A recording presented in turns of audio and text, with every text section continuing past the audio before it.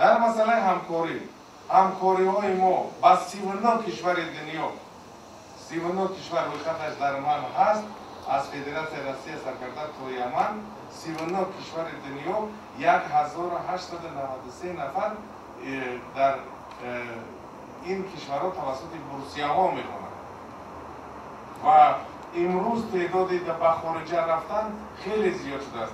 ما امروز همکاری خیلی خوب با مغازه داریم. برقربی ماه اپریل هیئتی از دانشگاه‌های امریکا به تاجیکستان سفر دارند.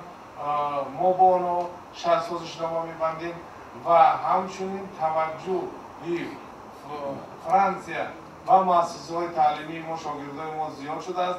من به یگان مبالغه میگم که کسی که در خارج تحصیل میکند اکثریتش قابلیت بلند فطری دارد.